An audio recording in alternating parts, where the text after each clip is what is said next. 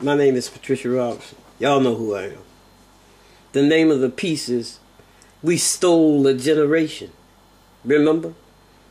The 1970s and on. Remember? The days when a child went to school and looked forward to reciting the Lord's Prayer and the Pledge of Allegiance. Hands over hearts, heads turned toward the flag, smiles everywhere. The old days when the child had a community for guidance. The old days when time was spent on the front porch, yelling to your neighbor, not at your neighbor. The old days when life was worth $1 million, not 35 cents. The old days when we feared our parents and wanted to do well in their eyes. Not today when we can't walk down those same streets and feel safe. Not today where we raise our hands to our mothers and yell back at our fathers.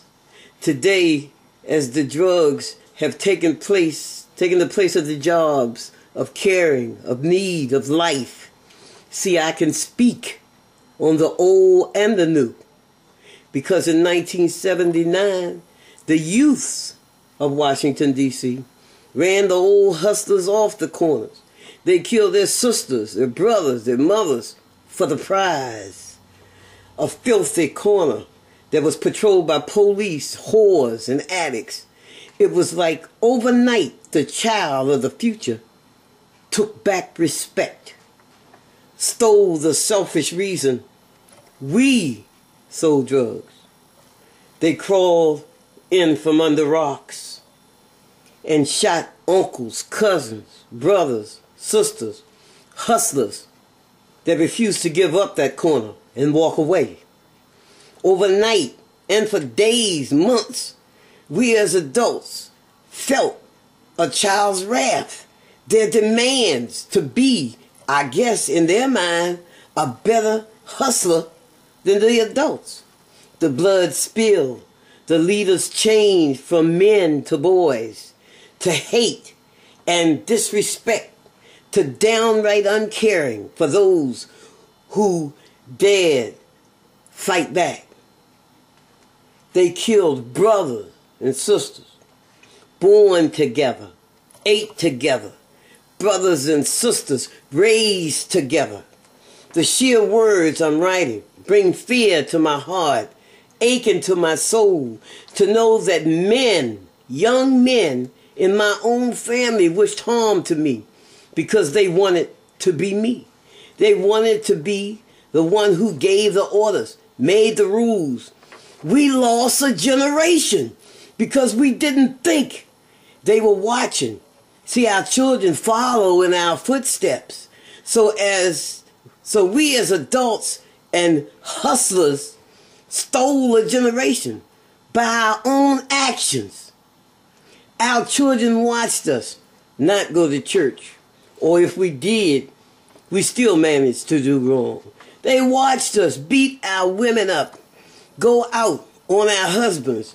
They watched us stagger after 5 p.m., drink all weekend, fight all week.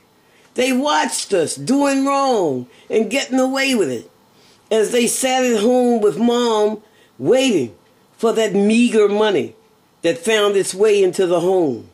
They watched their fathers spending money on women that should have been saved for bills.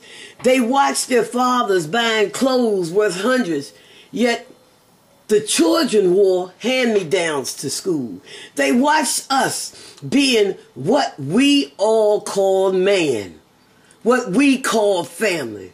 I guess until they were hungry enough for what they felt should have been theirs in the first place.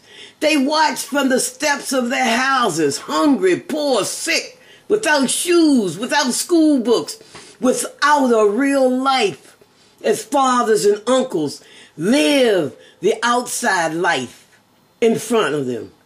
But to their homes, so-called man gave nothing.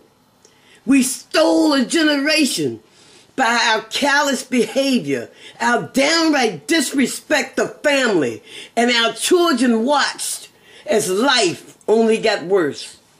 as the so-called hustler wore the clothes, laid the women, spent the money, acted as if they did not have a family.